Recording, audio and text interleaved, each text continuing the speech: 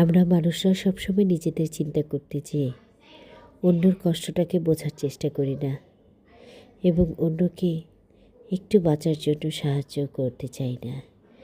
না, সেখানেই আমাদের বেঁচে থাকার সার্থকতা নেই। আমাদের বেঁচে থাকার সার্থকতা সেখানেই যেখানে অন্যকে বাঁচার সুযোগ করে দেয়া যায়।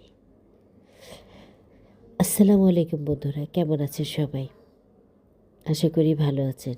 আলহামদুলিল্লাহ, আমিও ভালো আছি। আজকে ব্ল্যাকির জন্য অনেকটা দিন পর খাবার নিয়ে গিয়েছিলাম, যদিও বাসায় ছিলাম না, যার কারণে আসা হয়নি। তো আলহামদুলিল্লাহ আজকে ওদের জন্য ভাত আর মাংস নিয়ে আসছিলাম।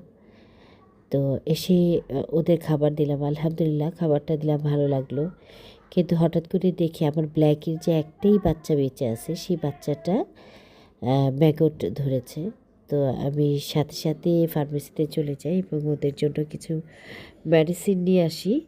এবং মেডিসিনটা আমি আর উপরে নিয়ে যাইনি, আমার বাসার গ্যারেজের নিচে বসেই সেটা রেডি করে ওর জন্য নিয়ে যাই।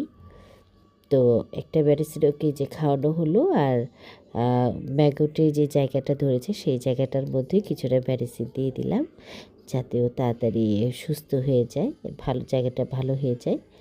যদিও পরপর কয়েকটা দিন দিতে হবে, আলহামদুলিল্লাহ ইনশাল্লাহ ঠিক হয়ে যাবে। তো আমার এই কাজগুলি যদি আপনাদের ভালো লাগে থাকে, প্লিজ আমার চ্যানেলটাকে সাবস্ক্রাইব করে, লাইক করে, শেয়ার করে পাশে থাকবেন এবং অন্যকে দেখার সুযোগ করে দিবেন। আল্লাহ হাফেজ।